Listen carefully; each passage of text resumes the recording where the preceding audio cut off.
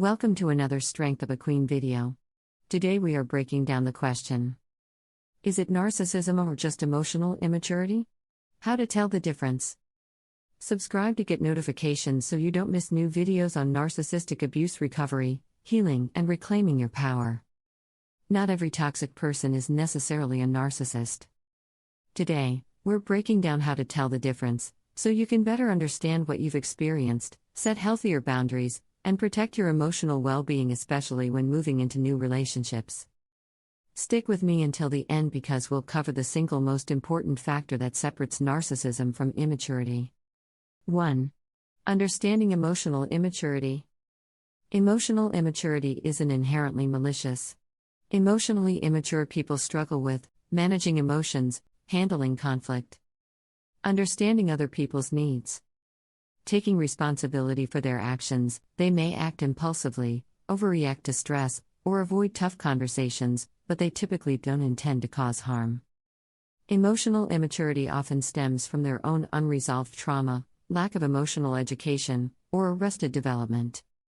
Key sign: they may hurt you, but often feel remorse afterward and may be willing to change once they become aware of their behavior. 2. Understanding narcissism. Narcissism goes beyond immaturity. Narcissists display a lack of empathy, a grandiose sense of self-importance, a deep need for control and admiration, manipulative behaviors, gaslighting and blame shifting. The critical difference is intentionally and a profound lack of accountability. Narcissists rarely feel genuine remorse. Instead, they justify or minimize their behavior while continuing to exploit others for their own benefit. 3. How both behaviors look similar at first. At first glance, narcissism and emotional immaturity can look very similar: mood swings, poor communication, avoiding responsibility, overreacting to criticism, blaming others for mistakes. This is why so many people struggle to tell the difference. But beneath the surface, their motivations are very different. 4. Empathy, the key distinction. Empathy is often the clearest dividing line between the two. Emotionally immature people usually care, but don't know how to express or manage that care. Narcissists lack true empathy. They may fake concern, but it often serves their own agenda. If someone repeatedly dismisses your feelings, shows no concern for your emotional pain, and continually centers themselves even during your most vulnerable moments, you may be dealing with narcissism. 5. Accountability and growth.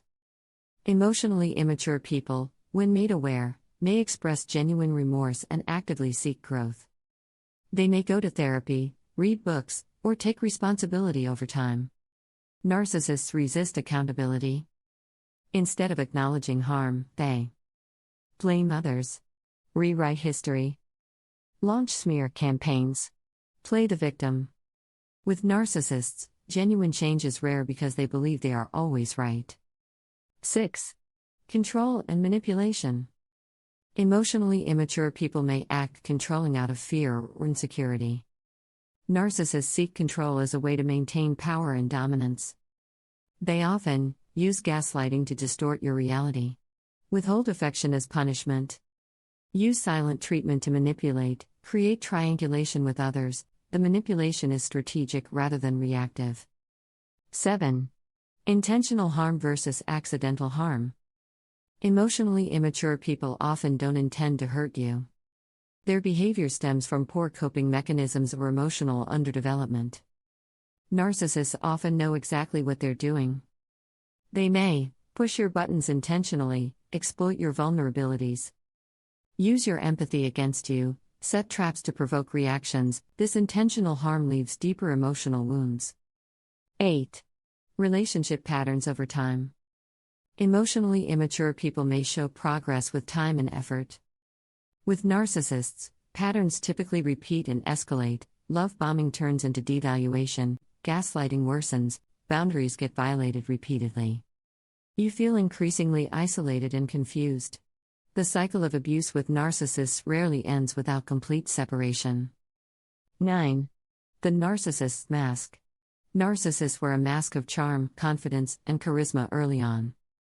But over time, the mask slips, revealing entitlement, arrogance, emotional cruelty, exploitation. Emotionally immature people may struggle, but their core character remains more consistent. Narcissists often live double lives, presenting one face to the world and another behind closed doors. 10. Trust your gut. If you're confused, anxious, and constantly questioning yourself, that's a red flag. Emotional immaturity may feel frustrating but still safe. Narcissism often feels destabilizing, unsafe, and disorienting. Your nervous system often knows before your mind does. Don't ignore the patterns. Understanding the difference between narcissism and emotional immaturity isn't about diagnosing others, it's about protecting yourself. Regardless of which you're facing, you deserve healthy relationships, consistency, respect, emotional safety. If any part of this resonated, know that you're not alone. And remember, clarity is the first step toward healing. Subscribe for weekly videos on narcissistic abuse recovery. Comment below. Have you struggled to tell the difference? Share your story. Thanks for watching. Until next time.